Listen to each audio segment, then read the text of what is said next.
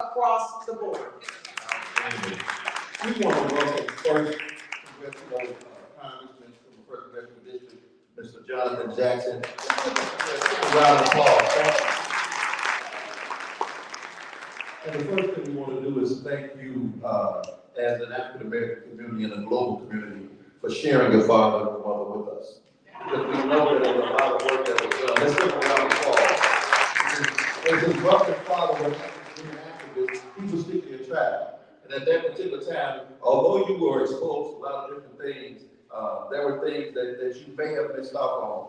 But, however, we want to know your perspective or historical context around Brown versus Board of Education. Thank you so much, and I thank each of you for coming out here. You make the neighborhood and the community stay alive.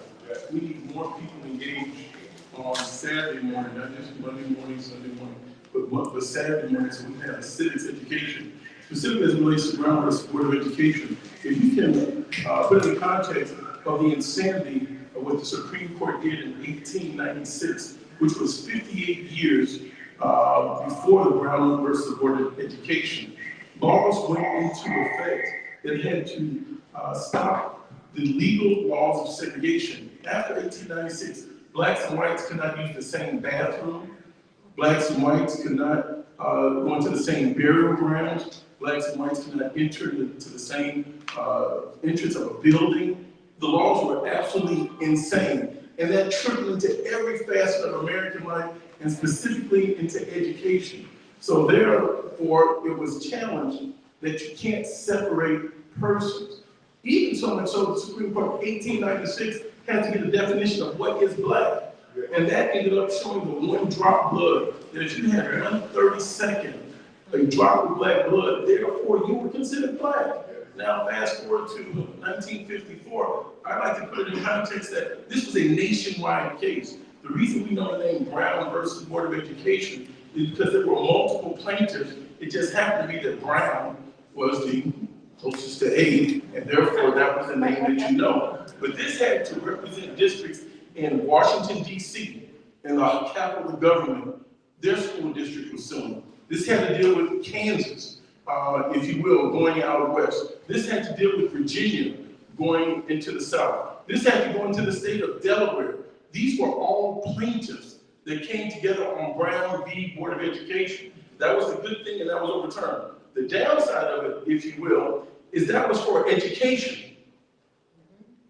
The comparable cases were never brought forward to deal with the economic structures that went in place in the Department of Transportation, what happened in public housing.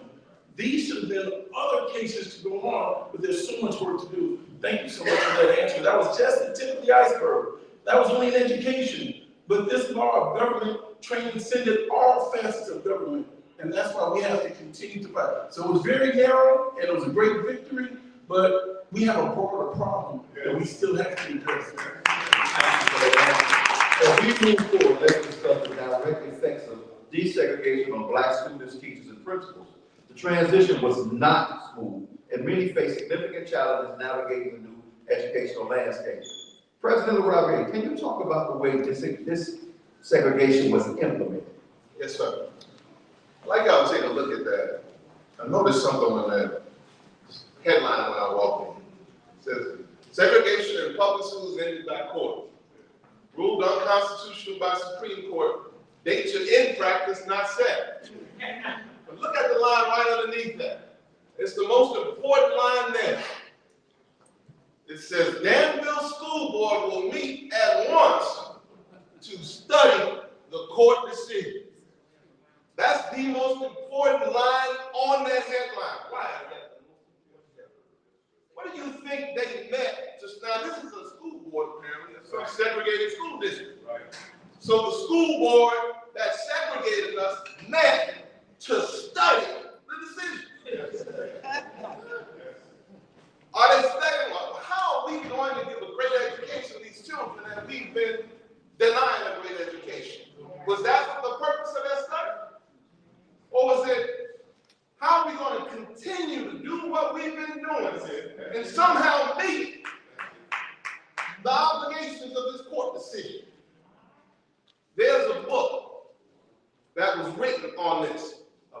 University Professor Howard did a detailed study on the implementation of Brown that showed what they came up with when they studied the court decision.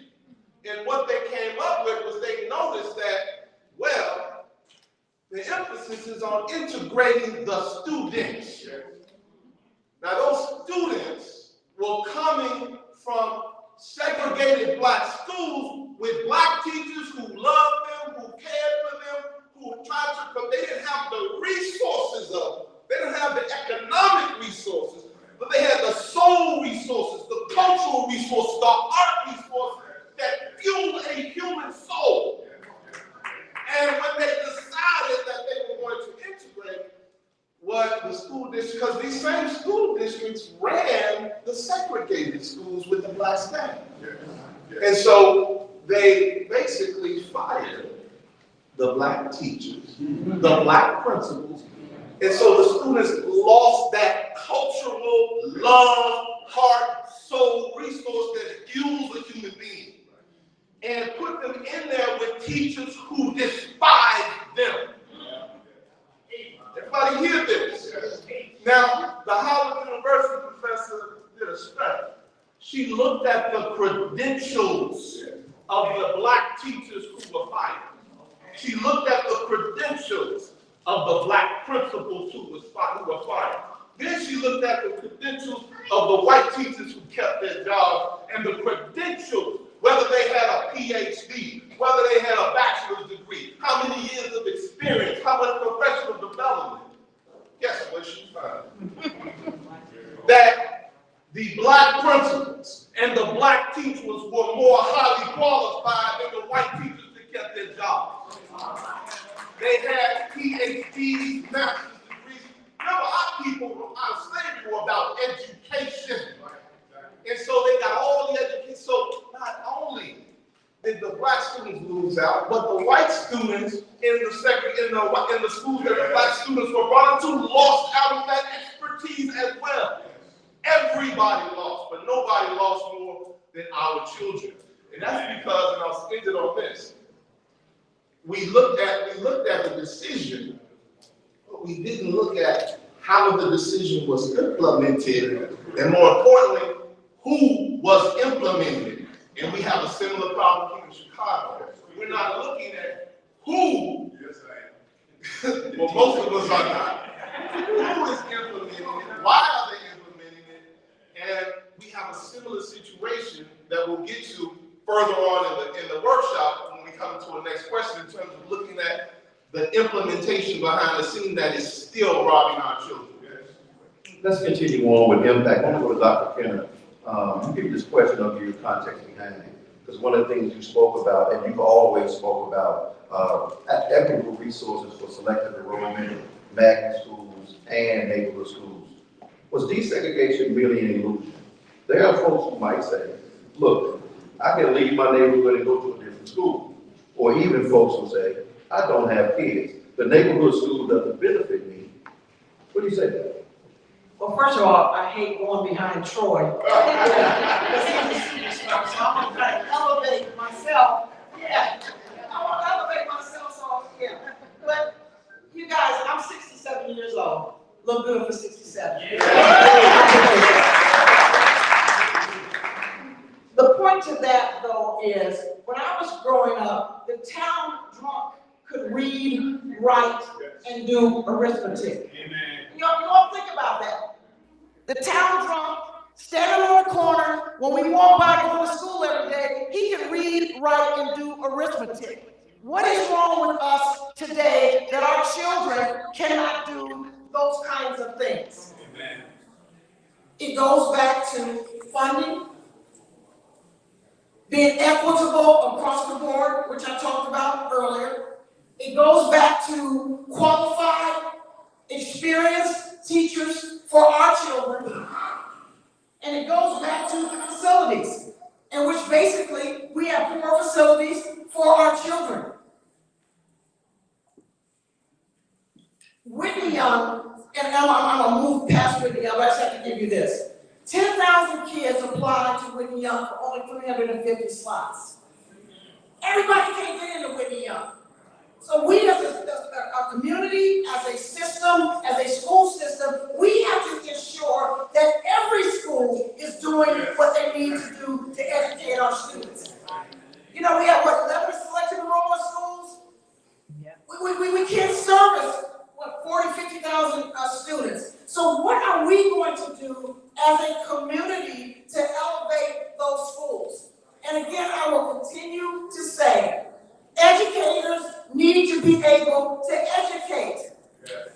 I majored in physical education when I went to college. That was my love. When I became principal at Whitney Young, I brought the staff together and I said, I don't know anything about math or English or none of that. I'm going to hire the best teachers to do that job, and I'm going to be the facilitator. We have to allow our principals and our administrators to do what they need to do within their jobs. We were paying good money to do that, you guys. Why can't we allow them to do their job? And if they can't do the job, then let's remove them and move on. You guys, this has been wonderful for me because I'm coming back to my roots. Come on. All right. This is my first job here in Chicago. But we have to begin the conversation. What do we need quickly to do to elevate our schools so that our Black and brown students can learn? All right. So can I do a little bit better than you did? I'm just teasing. Staying with impact and challenges, Principal Sims, how effective have initiatives like school choice, selective enrollment programs, charter schools address or exacerbate disparities? Is school choice a choice? So you always have a choice, but I think people have a real misconception about schools and how students should go to certain schools. Like, for instance, everybody believes that their child should go to Whitney Young, every single person. Yeah. But that's not true, because when I told you we line up those 100 kids, 10 of those kids are born in Whitney Young. Nobody ever has to talk to them. Nobody ever has to say anything to them. As long as they get fed, have a house, and go to school, they're going to end up in Whitney Young. Then there's another 15 whose parents are going to do everything possible from the time that they hear about conception until the time that there's time to select high schools. Those are parents who are reading to their babies in utero. They have to line up their rooms and playrooms and everything so that their kids are going to be able to compete with those 10 kids who were born into Whitney Young. We have got to stop considering our children as test scores or as trophies. Kids need to be in the place where they grow and they thrive. One thing about the African American community, no matter how few resources we have ever been given, we have always had Black brilliance. We have always created. We have always innovated. We can put our community with some sticks, some trees, and some berries, and we will figure out not only how to teach our children, but I can tell you it's going to be at least 20 geniuses in there also. So imagine what would happen if we had schools that allowed us to replicate what is absolutely Black magic in our schools. We currently are letting people fool us. For instance, I hear people in Chicago talk so negatively about their schools. I'm not from Chicago. This is the first city I ever been to where everybody hates their schools. The problem is the rest of the country doesn't hate your schools. The rest of the country is asking for replication of everything that's going in Chicago. The rest of the country is coming here getting your principals to lead their school districts. And the bottom line is, when you look at the outcomes in Chicago for African American students, they can't be beat, not even by the suburbs. The suburbs right now make their things by putting our kids out. We got a whole bunch of people running out to the suburbs. Oh, the suburbs gonna save my baby. Oh, the smart school's gonna save my baby. Baby, they're about to expel your baby the second your baby do something. That's how they make their metrics. So we have to have a different community here and really appreciate what we have. The neighborhood schools here in Chicago public schools are doing amazing things. You don't believe it? Go look at the Stanford website. You don't believe it? Go look at Harvard. That's why all these top universities want to be here in Chicago with us, The only people who don't appreciate the Black leaders and the Hispanic leaders who are leading your school in Chicago are Chicagoans. And there should be a real question about why. Right now, there is a publication, Wirepoint, that continues to print negative articles about Chicago public schools. And it's all to create the image in your mind that everything you have in Chicago is inferior. And guess what the solution is? You should give all the money in the Chicago public school budget to the charter schools so they can spend 30% on your children and keep 70% in their pockets for reinvestment. Right now, across the country, Republicans are defunding their public education systems. They have pushed their states, in some cases, almost into bankruptcy because they don't have enough money to pay the greedy charter people. They don't have enough money to pay the greedy Catholic schools. They don't have enough money to pay all the people who are asking for their vouchers. So one of the things is that charter schools were meant to innovate and bring those innovations back to public schools so that they could thrive. Have you seen that? Have you seen any evidence after you put all your money into the charter schools that they have significantly different and more positive results? The answer is no. Most of the time when they're saying they do better, it's about 10% at most, which means you're paying a lot of money for very little results. One of the other things we want to get into, Congressman Jackson, was integration genuine or just forcing Black communities to abandon their culture or another? It was not genuine in the implementation. Also, following on Mr. Lavier's comment that when the Supreme Court, after it was appealed, when persons came into opposition, the Supreme Court sided on the implementation with all due speed. Well, we're still waiting on all due speed. And then the Supreme Court issued another ruling on what constitutes a school district, and that came out in 1974, I believe, and that's what created the division on people being able to cross across a city line to go to a suburban area, and that's where you saw the taxation not being able to mirror. But I want to put a little point out there. My grandmother, bless her soul, Gertrude Brown, we have to talk about the cultural component to education, because once you learn to read, people can't stop you from learning, and that is important. That's a cultural value. When the HBCUs first came into existence, they were filled with Black grandparents and parents and grandchildren, and they were all going to school at the same time.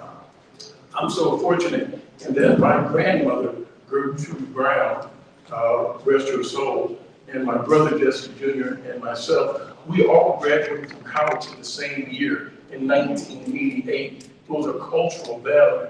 And 2 years later, she went on to finish her master's at 65 years of age.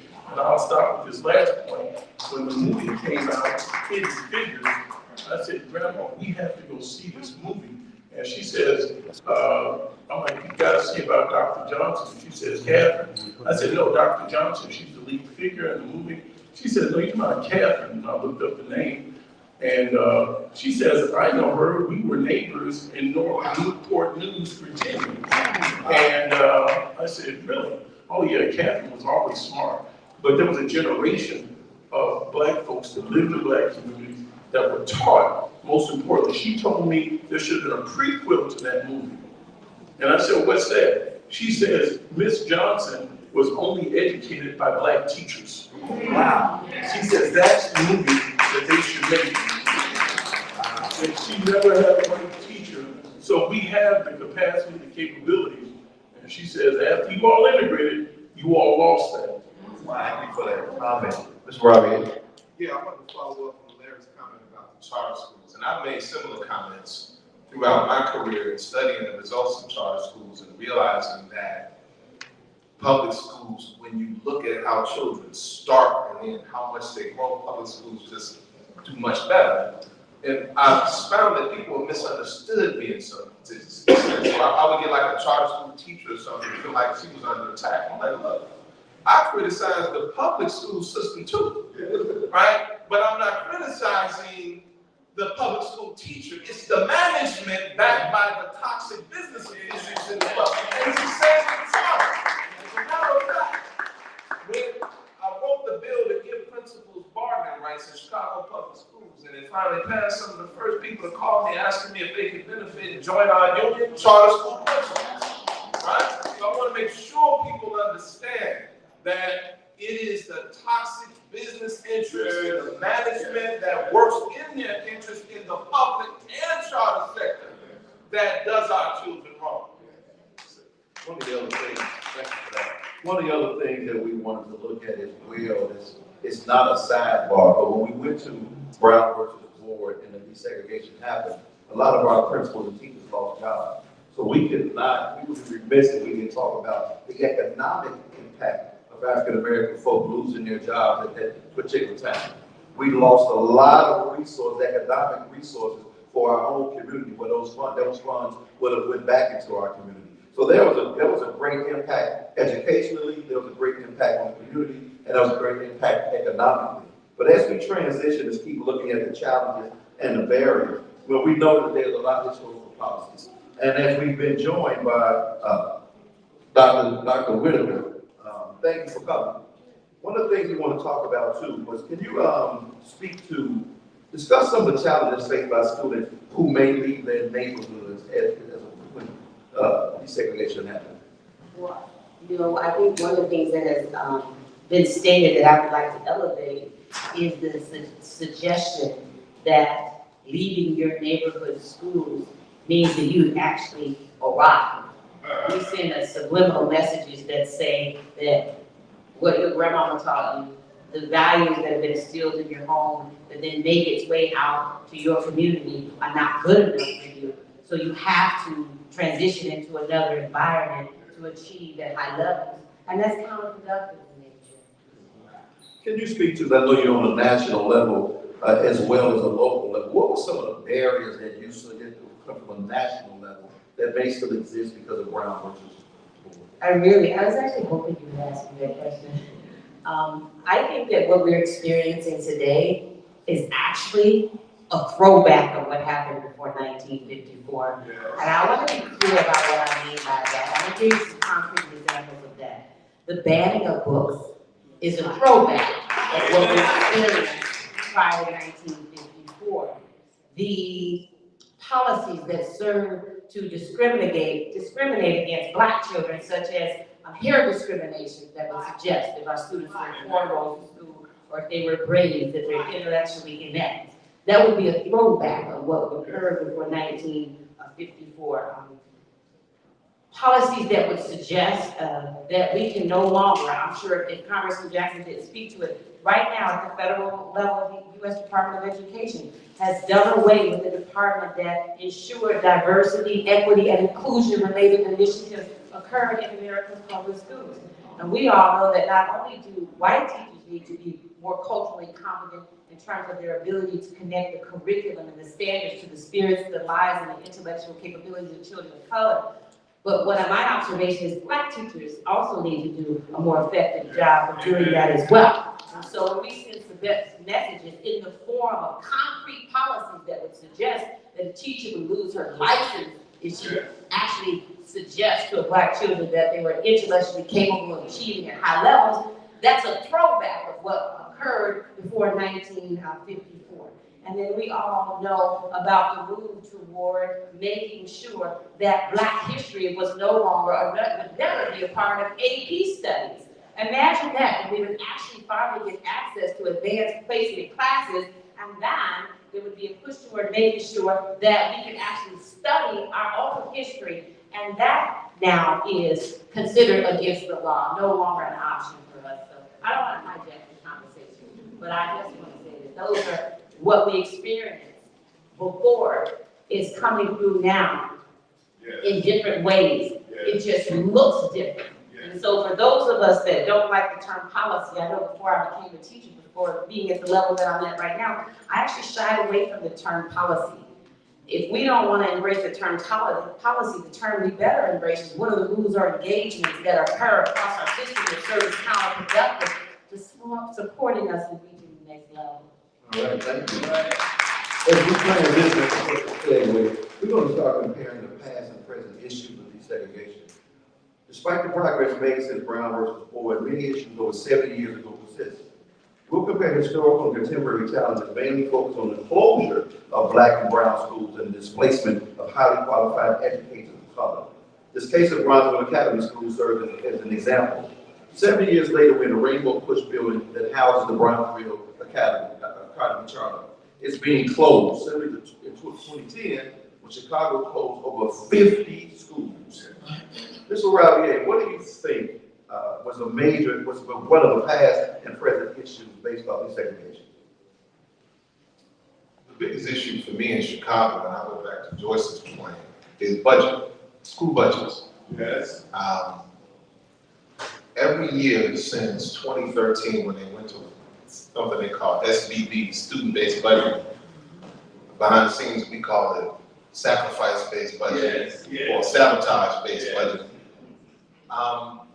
They will market, CPS will market, you got this new budgeting system. It's going to be so, every year they do it. It comes out in the press, and the press will cover their talking points, but then when the principals get their budgets, there'll be about 10% who do well. And CPS will ensure that that 10% talk to the press.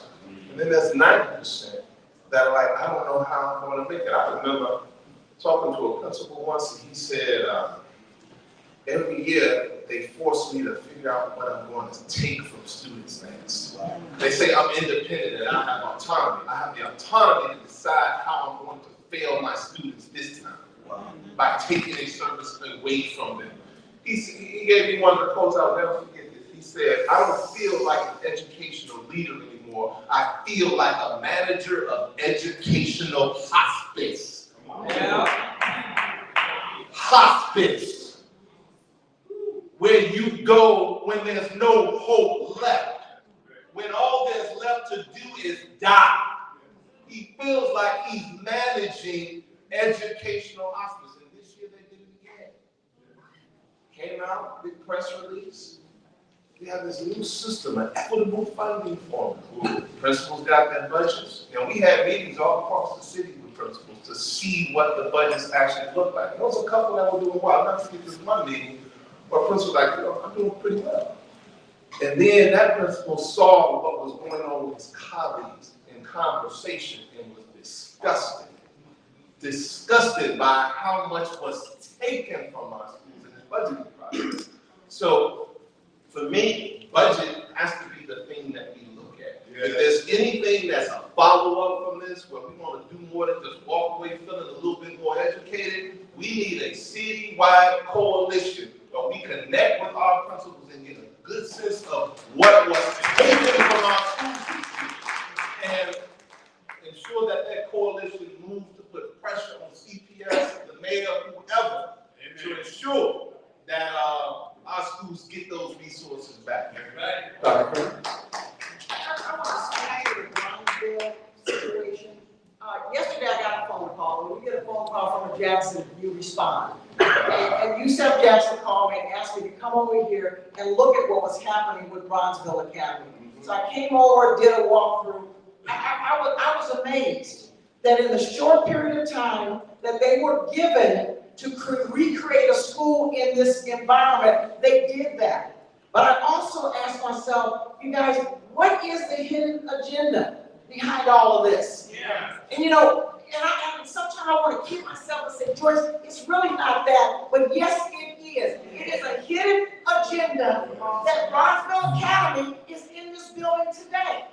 And so I talked to yourself, I talked to Reverend Jackson a little bit, and I said, you guys, we can't deal with any low, and I apologize if I offend anybody low level. We got to go to the top, to the governor, and say, we need your help. And helping Bronzeville do what they have to do. I watched where those kids sang with their teacher today.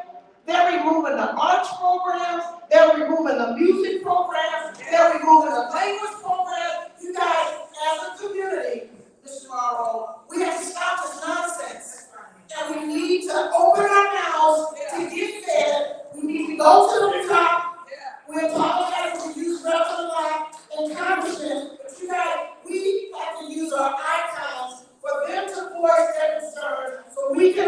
us what is happening to our black students. This is unacceptable.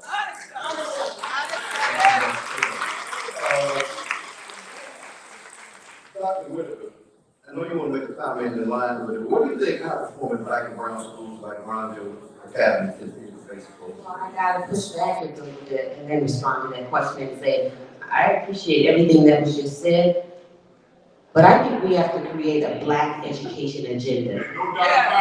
We have to create a black, and call it what it is, a black education agenda.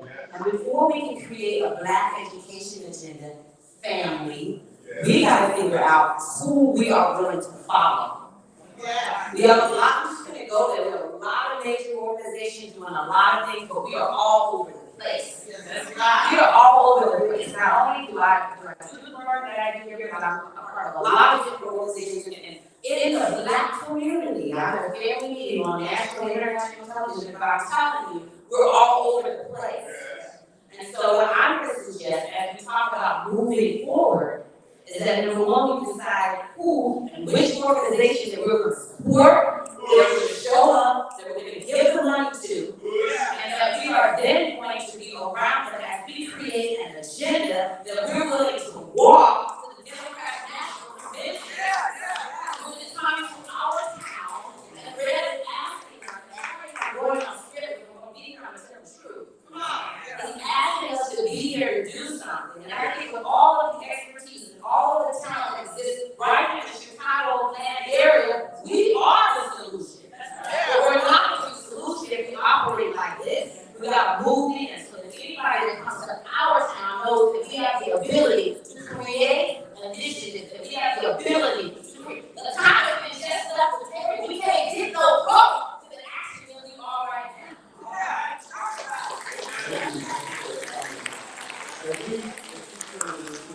Community engagement and empowerment. I've always asked this question, anybody who's talked to me in the last 3 or 4 years. My number one question was, what is the educational agenda in the African American community? I've consistently asked that question, and I thank you for that answer because it lets us know first thing is, who we gonna follow?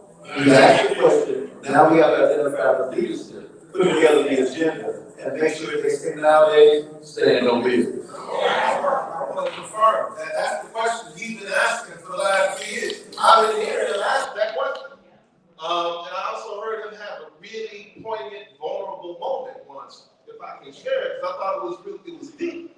You know, we were in a text exchange, and he was like, what is the agenda? And the African American, like, we don't have an agenda. But then he questioned himself, which people don't do. We're always looking outside of ourselves. He looked at himself and he called me and said, I'm sitting here talking about the black community is not organized. And here I am, a black principal, with the information they need about what's really happening in the school system that will help them to get organized. And if you like what's happening on this panel today, I don't think it's I think part of it is because you had an elected official, you have a grounded community organizer and push, and you got 4 Chicago public school principals on this panel who know what's going on in the system, so to connect the folks on the inside with the folks in government, with the folks in civil society and organizations. We have something brewing here if we keep it up. Get that agenda going. One of the things that we need to make sure that we continue to do, and as a high school principal for 20 years, I want to take time and apologize because the reason why you don't know exactly what has been going on is because we were not allowed to tell you. We were retaliated against if we told you. We knew that our building facilities were not being invested in. We knew that the African American male data, African American children data, this just did not happen after the pandemic. So let us tell you the truth, exactly what was happening. These things were going on, and they were elevated. Nothing was done about it. We knew when they closed schools what was going to happen. We knew that these inequitable structures were there for 20 years ago. So we want to apologize to you all, but I actually have a call to action. You have to help us protect principal voice. The number one person in the community as it relates to education that's respected and valued is the school principal. It's not the teacher principal's boss, it's not even the parent, it's the school principal. And when you don't authentically hear from us, so we can tell you exactly what's going on, that's one of the biggest reasons we're in this place right now, is because the community was not educated. It was not because we did not want to tell you. The structures, the policies, and the frameworks did not permit us to tell you. So we want to apologize to you, but have a call to action. So when the Chicago Principal Administrative Association speak up, please lend your support, because we're going to tell you from now on, we promise to tell you exactly, verbatim, exactly what's going on. Yeah. So now, There's a reason I'm the only current sitting principal that's sitting up here. So a couple things you should know about me. I've been the principal of Bowman High School for 12 years on an interim contract. That means that year to year, I had to perform well enough to keep my job the next year. After 12 years, I'm finally going to get a contract this year. The majority of interim principals in CPS are African American. There are actual policies, and no, we're public servants. When it's convenient for the board, we're public servants. When they want to scandalize us and embarrass us, we're public servants, don't respond. But when it comes to being part of our community, we're not public servants, we need to be quiet. And that's a problem. And so one of the things I want to say is one of the reasons I'm able to sit here right now is because I am an elected person for the Chicago Principals Association Board. And right now we do have union rights. But getting union rights and a union contract are two different things. And what we need is the community to listen to us and give us contractual protection so that when we sit up here and talk, so you already know I must know how to fight if I can have a job for 12 years without a contract and then get another contract. My colleagues may not have that ability. So in order for them to speak, that's why I'm sitting up here. So I can tell you some of the things that they want to say to you all. And I am protected. God always protects me. But you know, there's nothing wrong with a piece of paper with a signature from it. So I hope that as you sit up here, you listening to us, that you start thinking and you start looking for it, you start listening. I'm doing something during Principal Appreciation Month. Please, please, please, anytime you hear CPAA, support so you can hear exactly what's going on in your schools, exactly how your money is being spent, exactly what kind of schemes are going to be picked up. Because we will tell you, we talk to each other all the time. We just talk to each other in the parking lot at home because we're scared. Tomorrow, I could just a 30-second comment. George Skinner, and this is the truth, was the only principal who could say something because they were afraid of me and they were afraid of Whitney Young, but they couldn't do anything. That's right. One principal should not be the only person in the system who is able to say something. Yes. These are outstanding, outstanding educational leaders in our buildings who are not able to say anything, be creative, do anything. Outstanding leader, and I'm not sucking up to you because you are. Black man, outstanding. Most of you probably have met him first time today. You guys, we need to be able to support a person like Mr. Troy. We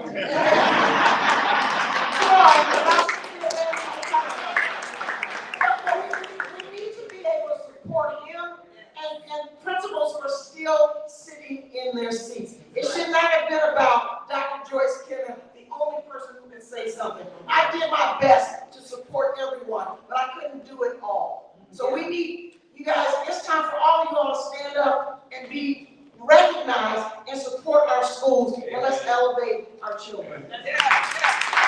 Dr. Livingston, you've had some challenges with the word policy, but what policy changes would you advocate for, especially on a national level, to prevent school closures, in addition to that, to protect principal voice? Well, I'm going to recommend a policy change associated with what I just heard, which is that we have a certified, highly qualified Black administrator in a school district serving majority Black and Latino students that is working with an interim title. I've never heard of that. I've been on the profession for 30 years.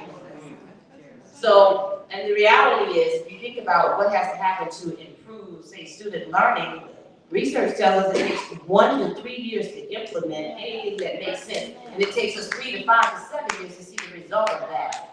So if we have someone who's given their life to the profession and to staying in the community, right, as opposed to leaving, and we've got them working on an interim basis, we've already stacked the odds against the students that many of them have to stand in front of. So any policy that would suggest that a building administrator in our city gets less than a 3-year contract to start the work is a problem. So that's where I would start the conversation. And I would say that another type of policy that is serving as counterproductive and it leads to school closure is this policy, watch this, that's this, that would actually grade the school. I am so anti-grading schools where Black students, where a greater majority of them have great potential, and we know 95% of them qualify for free and reduced lunch.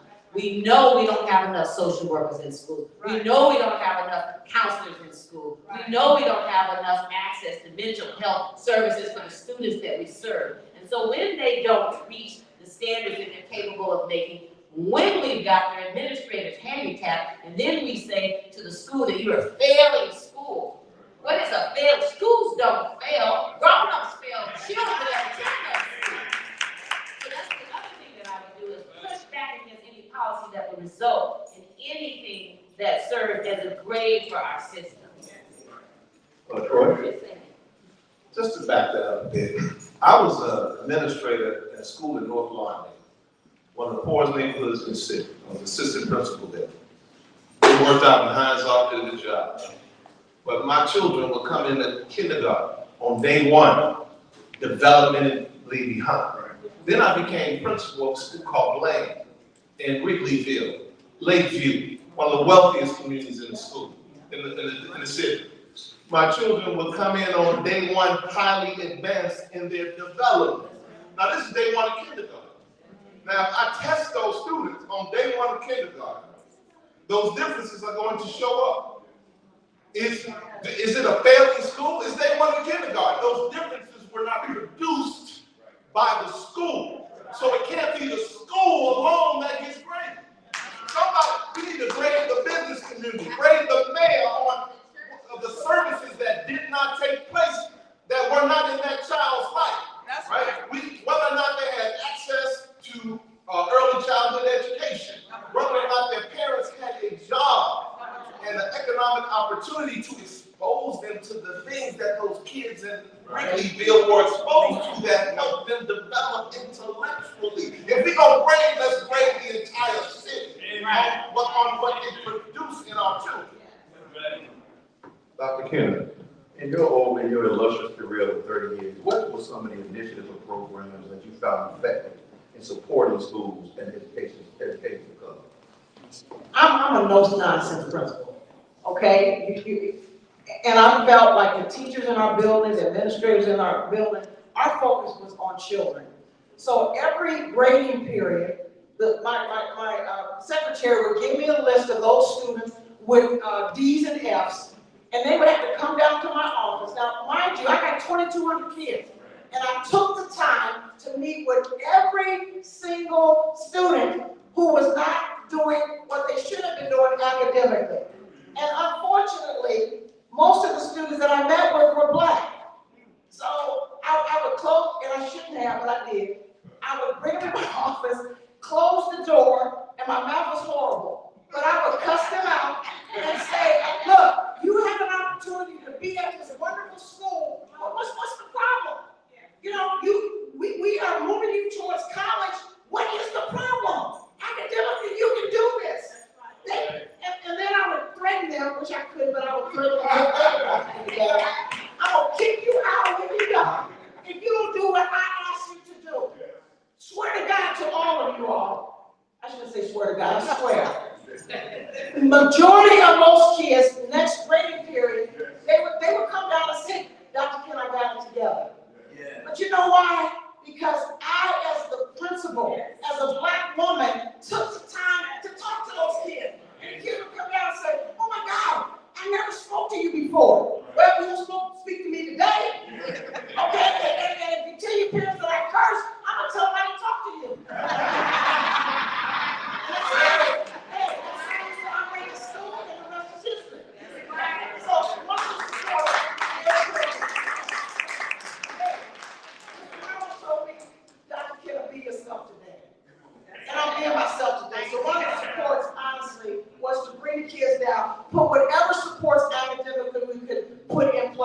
some of the supports were ridiculous. I would make the kids come down to the main office, I'd give them a tutor, you gotta sit right there with that tutor. Then if somebody really acted crazy, no. You gonna come in my office, sit down in my office with the tutor, and we gonna get this done. So, tutoring programs, any after-school programs, and sometimes I would have to bring in outside resources to help the students who were struggling. So those were two support systems that we put in place. One of the things I want to, thank you for that. One of the things I want to elevate is that across this country, there's been a major push, especially starting with No Child Left Behind, around college or bust. We have totally did a disservice to our community around career technical education. As a principal at a school that was for 10 years of career technical education, it was the absolute ugly stepchild, bastard child of college enrollment. It was not equitable. If you can walk into an elementary school and you'll see posters that say Howard, Harvard, UAPB, but it never said electrician. It never said welder. It never said any of those other positions that we know that we need. So when we look at some of the initiatives that were not done, that were done initially, but they removed us. All right, vocational schools across this country, they were once able to have state certification sections that allowed a student to graduate a wage earner and also a licensed electrician, a licensed plumber, a licensed welder. Somewhere along the way, we lost our way with career technical education. We had to introduce something called college and or trade, your choice, you choose. It's great to have a magnet school that focuses on college. It's great to have urban prep that focuses on college. But we have lost our way as an African-American community, ensuring that our children have equitable access points and pathways if somebody says, college is great, but that's not what I want to do. What have we done for those children? And Dr. Williams, that needs to be put on our agenda as well. So when we get ready to keep moving towards that, we have to make sure, I'm looking on Facebook and I'm seeing everybody talk about college decision day. So what did you make the young man feel who wanted to be an electrician? He didn't matter, he didn't count. But we have to bring that back to the forefront. What substantiated African-American culture was not our professional degree folks. It was our folks who did that particular work. And systemically, policy-driven measures have gone forth to remove that. Because as the elders say, too many of us are making it through. They have transitioned those things to the unions. And then we all know unions have never been a fan of black folk. You didn't hire my great-grandfather, you didn't hire my grandfather, nor my father. And now we want to turn our children, our most valuable resource for the future, into the hands of people who have shown through data that they have not supported us. So part of these initiatives has to get back to high-quality career technical education. We need our black unions to come back.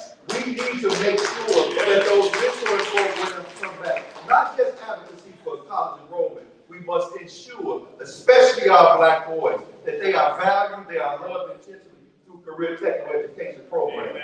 So I want to transition. Troy, considering your work for advocating for union rights and better conditions for school leaders, what steps can be taken legislatively? We talked about some initiatives, and a legislative initiative has to go forth as well to protect and empower our schools. I think I'll follow up on your piece about the trades, because not only are they passing policies to stop our children from preventing or denying access to pathways to the trades, but they're also they have unwritten policies to get rid of people, school leaders who want to do that for our children. And Gerald is being a little modest over here, so I'm just going to highlight him today. But before I do that, I want to give you a statistic. Last school year, 10 principals, as a matter of fact, 10 principals were removed from their schools.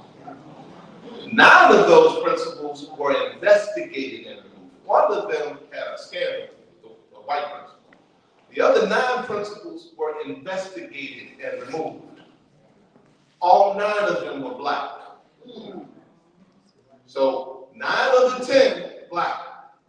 7 of them were black men. So 70% of the principals they removed were black men. Now that should not alarm you right away. The first question you should have would be like, well, what's the percentage of black men who are principals in CPS? Is it 70? Then that would make sense. What do you think that percentage is? 5, 2, 3. Close, 8. So 8 out of 100 are black, but 70 out of 100 are the ones removed. 70%, if I'm making sense. 7 out of 10. So Gerald was one of those principals. Gerald Merle was one of those principals. They removed him and did not give him his charges for almost a year and a half. The person that's behind his removal is an investigator in the law department named Kelly Terrence. She is also behind the removal of most of the other principals. So when we talk about policies, there seems to be some unwritten policy in the law department to target people like Gerald who want to create college and career pathways for black children. And so in addition to looking at the budget information, I would suggest we get the state legislature to hold hearings on what is happening to black leadership in Chicago public schools. As we get ready to transition to the great Reverend Jackson, we want to make sure that we acknowledge his efforts for our community for years. Yes, sir. And we want to make sure, we want to ensure that we get back to our roots. Our roots, what got us here was community. What sustained us was community. How we lost our way was lack of community. So let's transition this conversation to what role does community play in getting this right? How's everybody doing today? All right now. Are you enjoying this panel discussion? Are you enjoying this information? We have world leaders, we have educators that are here that are educating us on what is happening, not just in our community, but on our community. As you know, here at the Rainbow Push Coalition, we have formed a partnership and become home to the Bronzeville Academy Charter School. You may have seen in the news, you may have seen in the newspapers, you may have seen all over the trouble that is happening in our community. Dr. Whitaker led us in the thought of creating a black education agenda. And I was back talking to Yusuf, and I said, Yusuf, we don't need to just talk about the agenda. We need to put the agenda together. We have what we need in the house. We have the educators, we have the administrators, we have the community, we have the children. And y'all, we have 330 children that are housed in this building all week long, every day, housed and become pushed home. Home is pushed to them and pushes home to them. And so we are so glad to be able to do that. But we cannot have a Saturday morning forum. We cannot have a school housed in this historic building, this historic movement, without your support.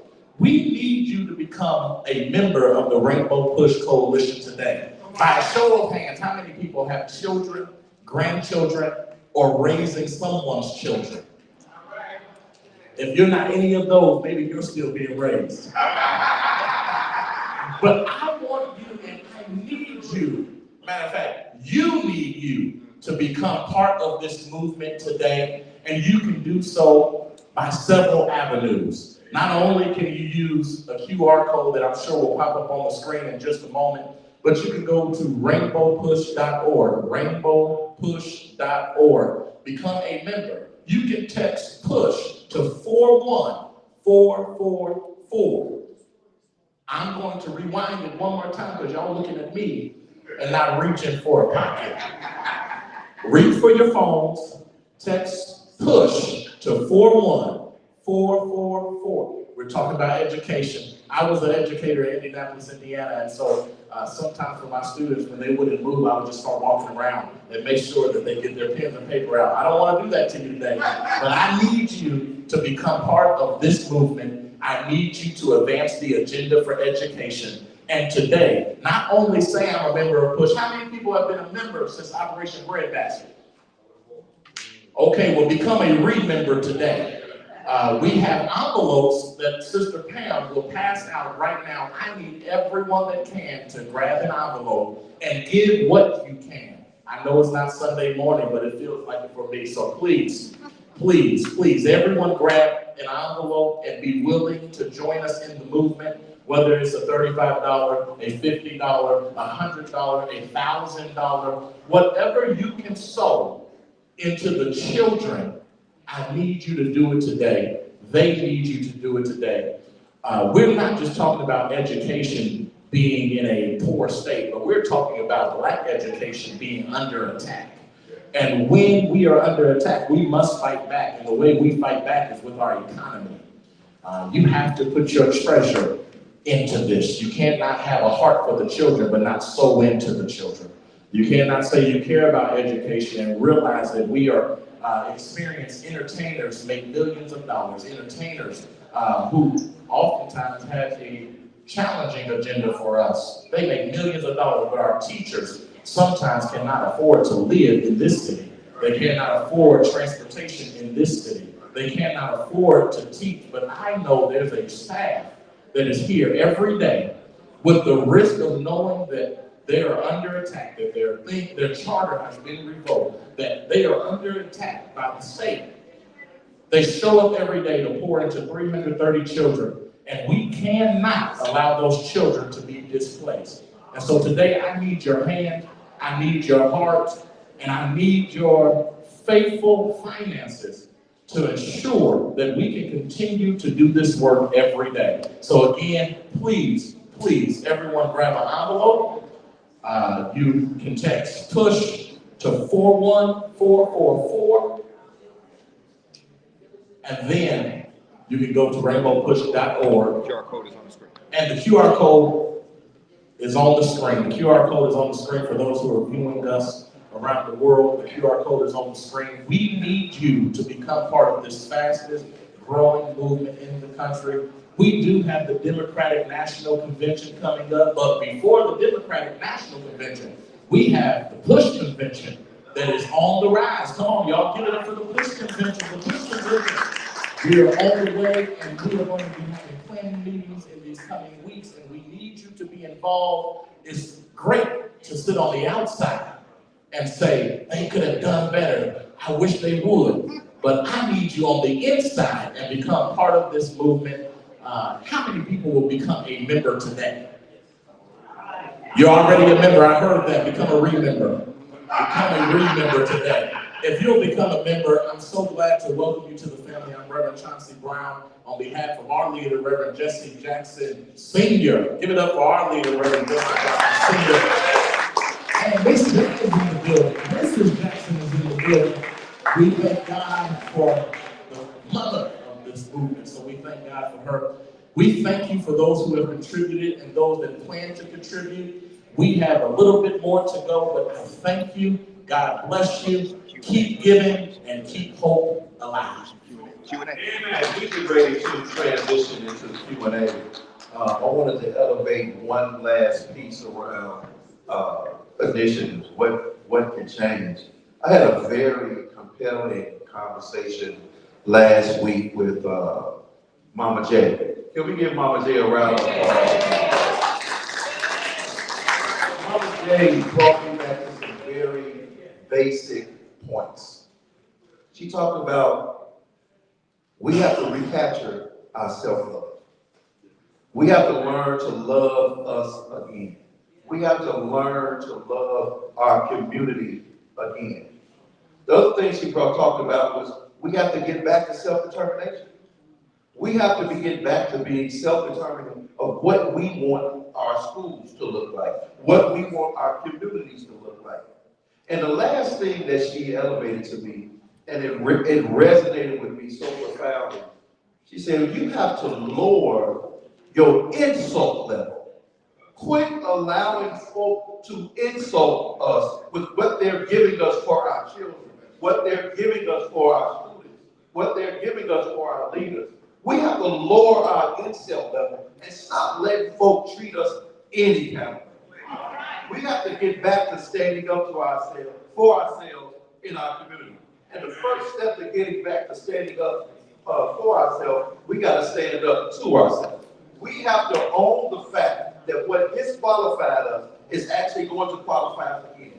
When we lost community, we disqualified ourselves. But to re-qualify ourselves, let's get back to community. The last point around initiatives are, our black children cannot be what they cannot see. Representation matters. Let me say that again, representation matters. Congressman Jackson elevated the fact that Katherine Johnson was educated by black teachers.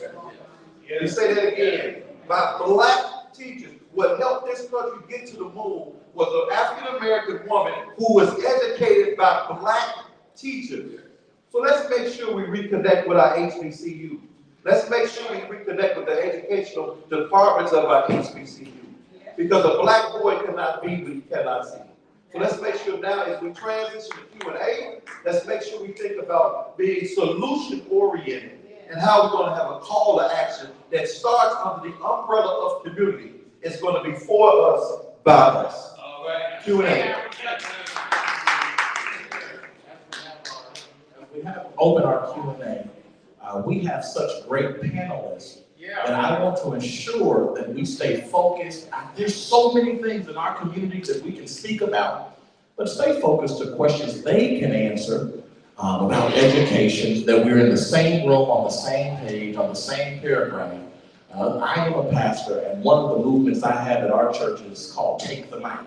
When you go off topic, I take the mic. So what I want you to do is I want you to raise your hand. I'm going to get this to you. I want you to introduce who you are. And then I want you to share your heart, your question. And we don't need 5-minute backstories. Keep it focused so that they can focus and give you an answer to move this movement forward. So we want to make sure nobody plays the game, take the mic.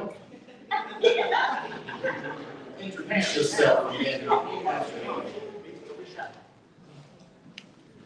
Good morning. My name is Dr. Rosita Chitanda.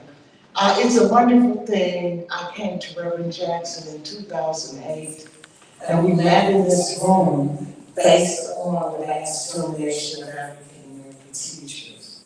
We met in this room every Tuesday night about 4 or 5 years. And one of the things that is a concern is at this point in the late 90s, we had a union that was 40,000 strong when Jackie Brown was the president. We had 19,000 black teachers. Today we have 4 and dropping. 15% of those black teachers are teachers who are descendants of slavery. The rest are other blacks. I've been doing research on this, and over the pandemic, I went back and got my doctorate. Because we came into this to teach children. And I did my doctorate on the literacy gap, explaining why children who are African American descent are failing. And I found that out by teaching. I found that out in the classroom when I would teach my students. And they would do well. And when I handed them the standardized test, they would fail. So I began in 2000 looking for answers. And guess what? I found them. And I published the literacy gap, and we're going to go as educators, because we're not administrators. I love being with children. And I've written grants, I've ran programs out of CBS High School. We've taken our children all over the country. And we just want to be with the kids, and now we want to help our children this way, while we're out here and educating you about how we can bring how the literacy gap is so important, and the document explains that. But thank you very much. Question? And the question is, for you all, what do you think about revisiting the conversation about African American vernacular English, which we had in 1996? And then the Bilingual Education Act happened in 1998. How do you think that can help our students to achieve? Thank you. Well, I'm going to go to Dr. Whitaker first on the national level, then I'm going to go to Principal Sams, who's actually an English major. her direct question is, can you repeat the last part again? How can, going back to revisit the conversation of support for African American vernacular English, help children who are descendants of slavery? So, my question is going to provide for you a direct response, but it is also global, which I'm sure you appreciate from a national perspective. In addition to vernacular English, I say any policies that lead to practices that support children being who they are. In other words, our students, as they matriculate from one grade level to the next, it is our expectation that they show a level of proficiency. What they don't benefit from is being in a school setting that says, and you have to say it this way, you have to do it this way, you have to walk this way, you have to talk this way. And absolutely, we want our students to have what they call social capital, right? How we interact in the community versus how we interact with mom, dad, auntie, foster mom, versus how we project when we're in a job interview. I'm not suggesting that our children shouldn't know those things, but I am suggesting that it's been my observation that we don't get a good read on what our students actually know when we box them in and tell them that if they can separate themselves from who they are, then and only then will they experience success in our middle class organizations called schools. I was gonna say, one of the things that we keep missing is that one of the key indicators of intelligence is creativity. In African American vernacular as well as other dialects is really important for students to develop their cognitive skills. And so it's really important that one, code switching is a form of creativity. It's how you understand what kind of situation I'm in, how do I want to be, and how do I want others to see me. So I think when we talk about this, we need to explicitly be clear with students about what is going on with language. Why are they being perceived? But also talks about the type of literature that we need to be exposing our students to, as well as the type of dialogues that we need to expose our students to. We don't want to go too far to either end of the pendulum, because as Ms. Shatanda talked about that literacy gap, we have to understand that reading, writing, and speaking are all very important to develop the cognitive skills you need to be a proficient and excellent literacy person, which means all of those areas.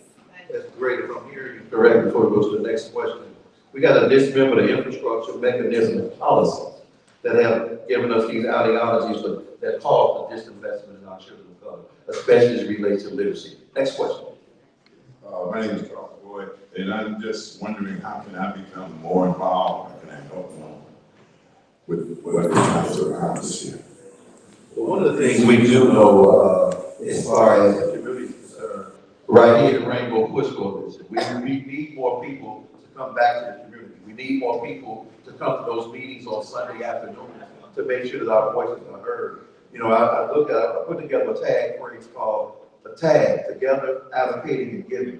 When we got this far initially by community, we lost our way through community, and we're going to gain everything back through community. Next question. Good morning.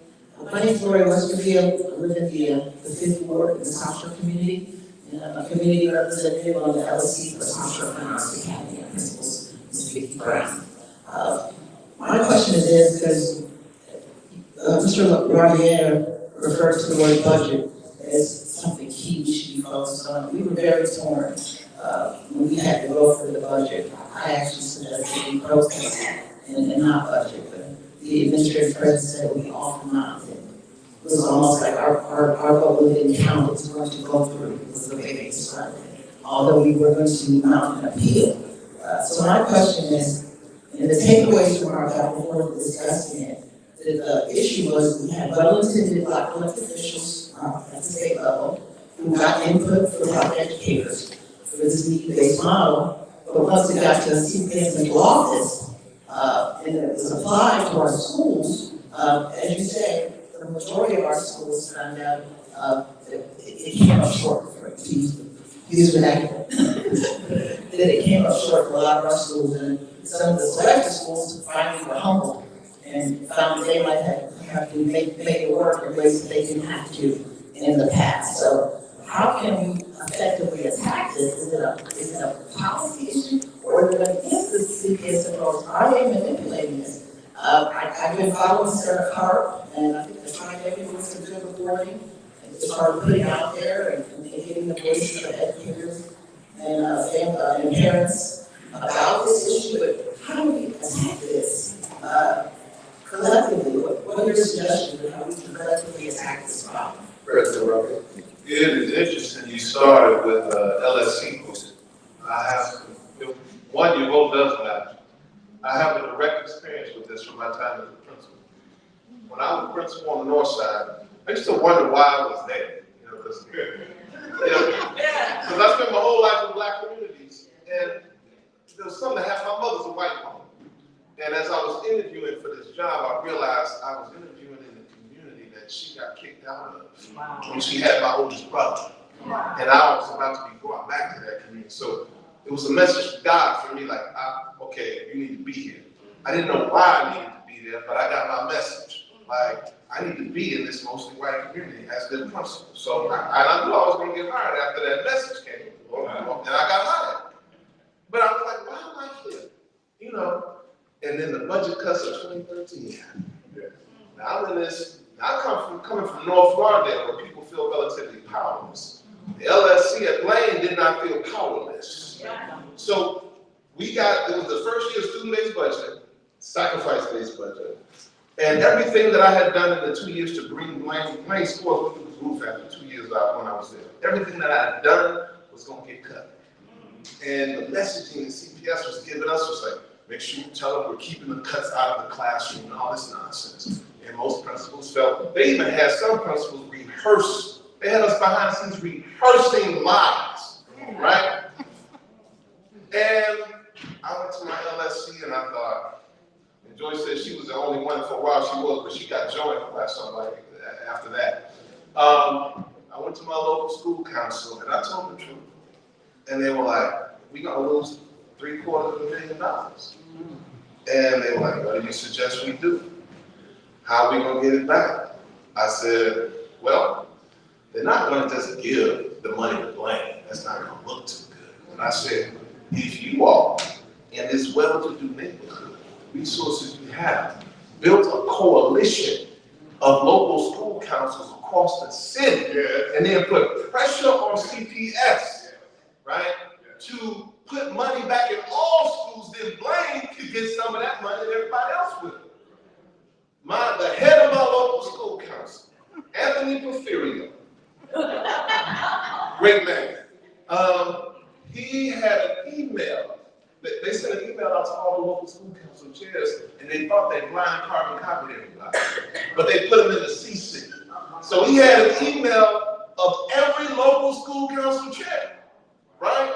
And so he sent an email out inviting them to form a coalition. Long story short, that coalition met at my school on Saturday. There's still newspaper articles you can see about it. And over time, they forced CPS to put $10 million more in those budgets. And that was haphazard. What could we do if we organized all summer like that?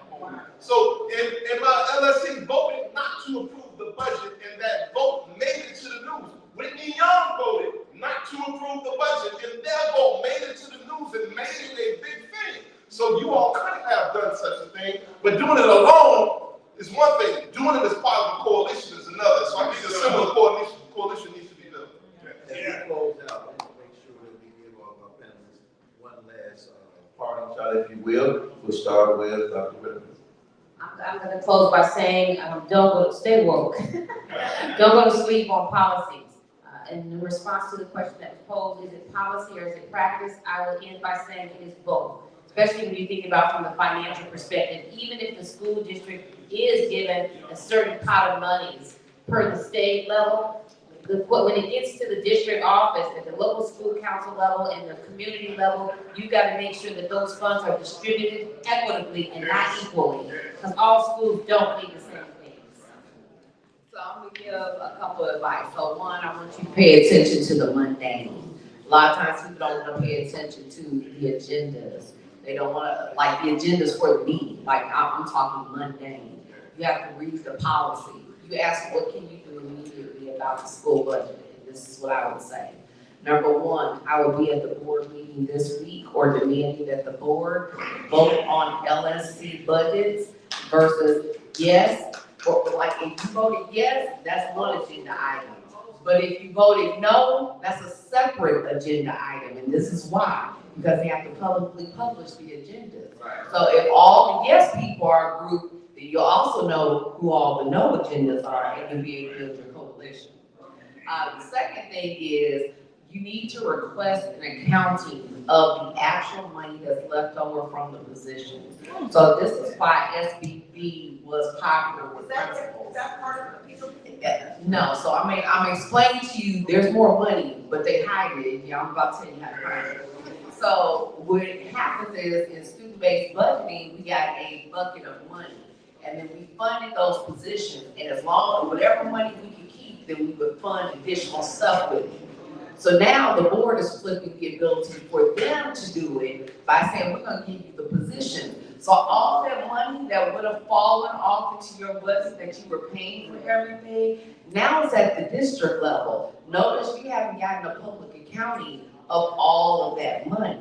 So now what you're going to have to ask for, and everybody in the community is going to have to ask for, is what is that money being used for? Because that money still can be repurposed back to schools, back to debt. So you have to understand those two things. That's what I would recommend you work on the next 6 weeks. I honestly believe, though, that we have to be realistic about the dollars that are flowing through CPS. CPS got $1.9 billion for COVID relief. That money has dried up or is drying up. And so that's why one of the reasons the budgets look like they look. You guys, we have to become creative about how we identify monies for schools. And I'm gonna go back to my first original point about the millionaires. Again, we have 120,500 millionaires in Chicago. We have another 160 millionaires, which I didn't even know what that was until I researched it, but those people that make over $100 billion.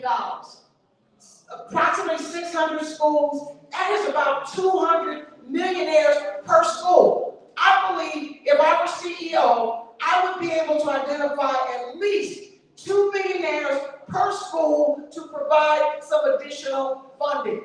Whitney Young, and everybody said, oh, Whitney Young had, no, we didn't. If I had to put a cup out on the street, that's what I was going to do to get the dollars that we needed to do what I needed to do.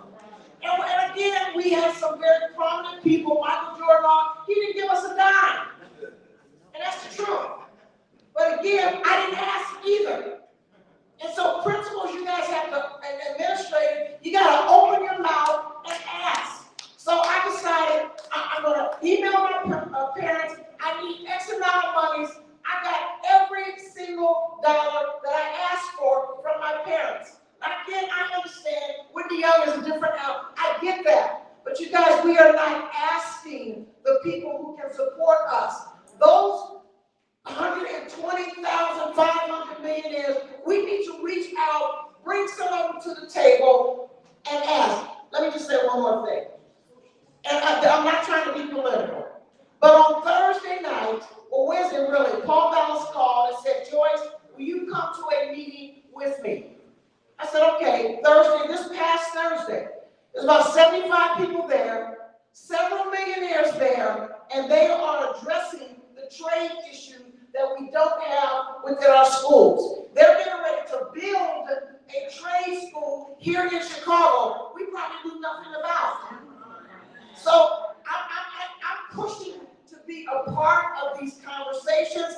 I agree. What happened to Dunbar, CBS, all those schools that offered trade programs should never have happened. We should never have pulled those programs out because college is not for everybody. Right.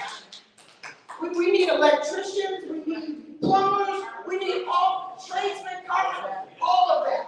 So again, I'm not being political, but Paul Ballas is meeting with those persons that can bring those resources to the school, to Chicago Public Schools in order for those students who are interested in those careers.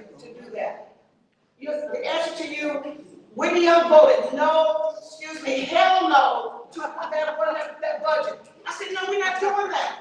And we approached the board and said, I can't do this with this kind of budget. You guys have to vote your conscience. If it's not good enough, say no and go talk to the people that you need to talk to. But I would guarantee you, somebody in your community can afford to give you guys some extra money. Thank you for that, Mr. Paul.